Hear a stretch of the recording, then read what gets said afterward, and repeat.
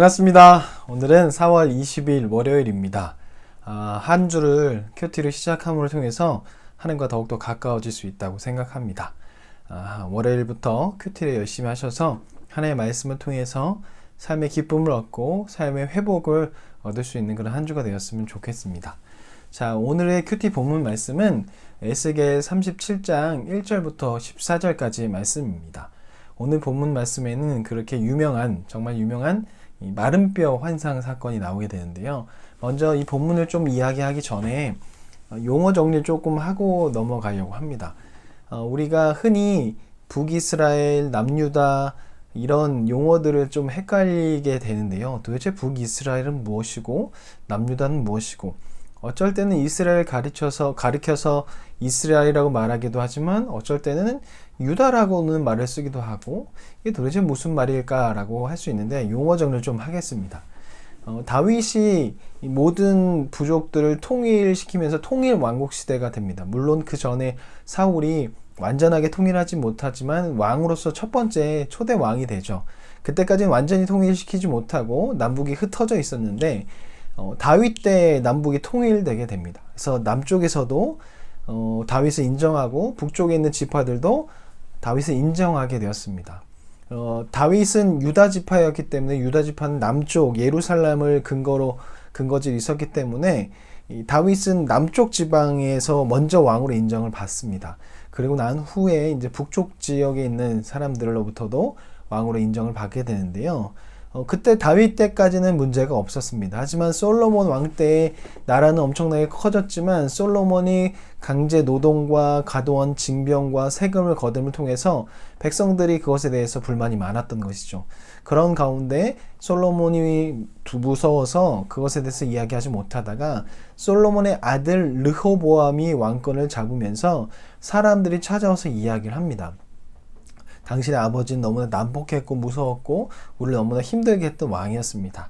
당신이 이제 왕이 되었으니 우리를 좀 놔주십시오. 우리를 좀 편하게 해주십시오 라고 그렇게 건의를 합니다. 그때 르호보암이 그것에 대해서 받아들이지 않고 더욱더 무섭게 하겠다, 많은 세금을 너희한테 주겠다, 내리겠다 라고 그렇게 이야기하면서 결국 반란이 일어나면서 이스라엘 나라가 두 개로 나눠지게 됩니다. 그래서 북쪽에는 북이스라엘 이름으로 여로보암 장군이었던 여로보암이 초대 왕이 되고요.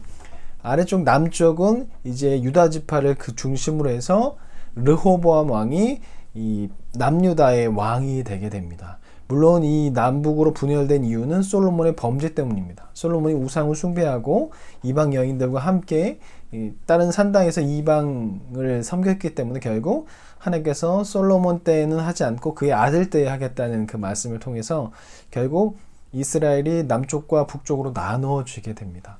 그래서 그때부터는요, 성경에 나오는 이스라엘은 북이스라엘을 말하고요, 유다는 남유다를 말합니다. 그래서 어쩔 때는 성경에서 유다라고 말하고 어쩔 때는 이스라엘이라고 말하는 것은 바로 이 배경을 갖고 있습니다.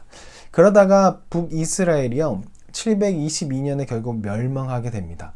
그렇게 되면서 이제 이 땅 가운데에서 북이스라엘 나라는 사라지게 되면서 이때부터 이스라엘이라는 단어는 남유다와 합쳐진 거예요. 이때부터는 유다란 단어와 이스라엘 단어가 사용되는데, 그때 이제 이스라엘은 우리가 알고 있는 이스라엘, 그 다윗 때 이루었던 그 통일 왕국 이스라엘을 말하기도 하고, 또 유다라는 말은 밑에 남유다를 말해요. 그러다가 남유다도 결국 586년 7년에 바벨론에 의해서 멸망당하게 되면서 바벨론으로 포로로 끌려가게 되죠. 이때부터 이스라엘이라는 단어가 사용되는 것은 통칭 우리가 사용하는 그 이스라엘, 유다의 후손들, 이제 북이스라엘 후손들은 없습니다. 다 이제 멸망당했기 때문에. 그래서 유다의 후손들과 그리고 우리가 일반적으로 사용하는 그 이스라엘, 그 명칭으로서 이스라엘 사용됩니다. 그래서 이 유다인들의 후손이기 때문에 지금 유대인이라고 부르는 것은 바로 그런 배경을 갖고 있습니다. 성경에서 이런 배경이 있으니까 이것을 기억하면서 지금 에스겔에서는 북이스라엘이 아닌 남유다 사람들이었던 사람들이 바벨론으로 포로로 끌려갔고, 그래서 그들을 향해서 이야기하기 때문에 여기서 말하고 있는 이스라엘은 조금 더 자세하게 들어가면 남유다 사람이라고, 그러니까 남유다 사람이 포로로 붙잡혀 가서 바벨론에서 포로 생활하고 있는 사람들을 말하고 있고 전체적인 이스라엘 명칭으로도 볼 수 있습니다. 그래서 오늘 본문 말씀을 보면 야훼 하나님께서 에스겔 선지자를 인도하십니다. 환상 중에 어디로 인도하냐면 골짜기로 인도하게 되는데요. 그 골짜기를 가니까 심한 마른 뼈가 마른 엄청나게 심하게 마른 뼈가 보이는 거예요. 그런데 이 야훼 하나님께서 에스겔에게 말씀을 전파하라고 명령하시는데 바로 마른 뼈에게 말씀을 하시는 거예요. 마른 뼈에게 그 마른 뼈가 살아나고 또 생기가 있고 근육이 붙어서 결국 살아나게 될 것이라고 그렇게 계속 말씀으로 말하라는 거예요. 여호와의 말씀을 전파하라는 거예요. 이것은 세상을 하나님께서 어떻게 창조하셨죠? 말씀을 통해서 창조하신 것을 보여주는 것입니다. 그래서 다시 한번 하나님께서 창조하신다는 거예요.